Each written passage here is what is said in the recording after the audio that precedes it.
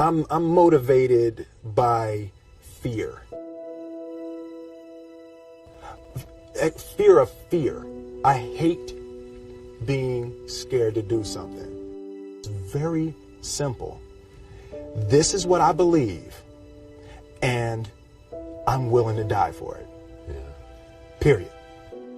You can't be scared to die for the truth.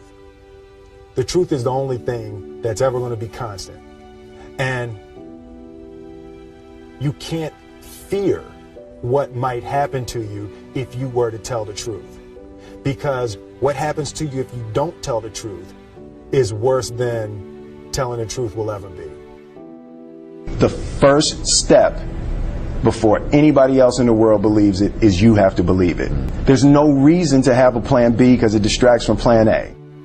And I think psychologically, the advantage that gives me over a lot of people that I have been in competition with in different situations is it's difficult to take the first step when you look how big the task is. The task is never huge to me. It's always one brick. I believe, and I learned very young, that you don't try to build a wall. You don't set out to build a wall. You don't say, I'm going to build the biggest, baddest, greatest wall that's ever been built. You don't start there. You say, I'm going to lay this brick as perfectly as a brick can be laid. There will not be one brick on the face of the earth that's going to be laid better than this brick that I'm going to lay in this next 10 minutes. Yeah. And you do that every single day. And soon you have a wall. And soon you have a wall.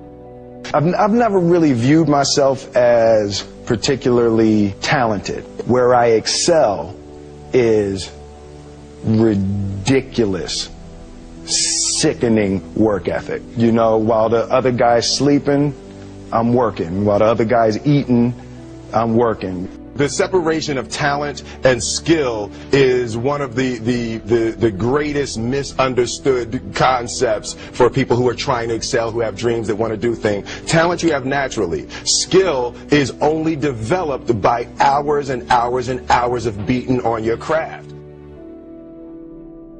I always knew that I could work hard enough. There wasn't an issue with discipline, or there wasn't an issue with the ability to sacrifice or the willingness to sacrifice. There's no easy way around it. No matter how talented you are, your talent is going to fail you if you're not skilled. Mm-hmm. You know, if you don't study, if you don't work really hard and dedicate yourself to being better every single day.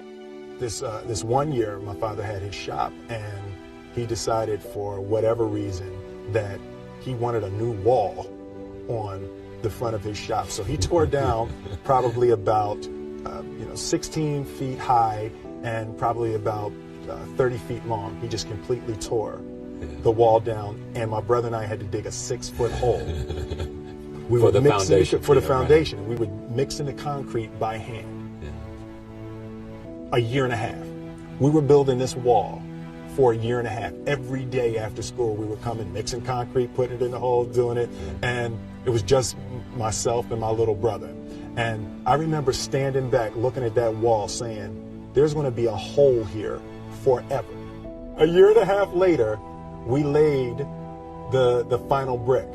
And my father stood back with my brother and I know he planned this. He says he didn't, but I know he had been planning this and writing this for his for the past 2 years. But we stood back, we looked at the wall, and he looked at me and my brother and said, "Now, don't y'all never tell me that you can't do something," and walked into the shop.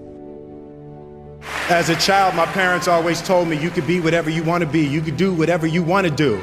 And you know, that office, that position, the highest office on the face of the earth, it was something I heard my parents saying it, but I didn't totally believe it. Yet I went out in the world and I carried myself and I held my head high and I stood there and I looked people in their eyes and I talked to people as if I was deserving of everything that this planet has to offer. I really want to say to children out there and to people who are watching, Confucius said one time, he who says he can and he who says he can't are both usually right.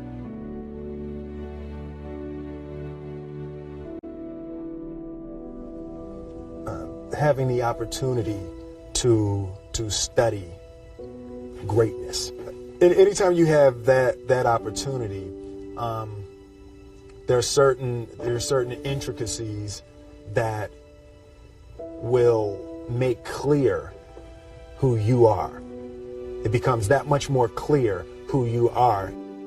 The definition of who I am is very clear to me, and it also redefines who I want to be, in that I know for a fact that I'm stronger than I thought I was. You know, you can't help but ask yourself the question, what would I do if I was in Muhammad Ali's shoes? I'm not the best at anything. You know what I mean? Eddie Murphy is funnier than I'll ever be. Denzel is more powerful than I'll ever be. I think that my strength is I can do everything well. You know, I can do a little bit of everything, and that's what I concentrate on to be my strength. I'll never be able to compete with Denzel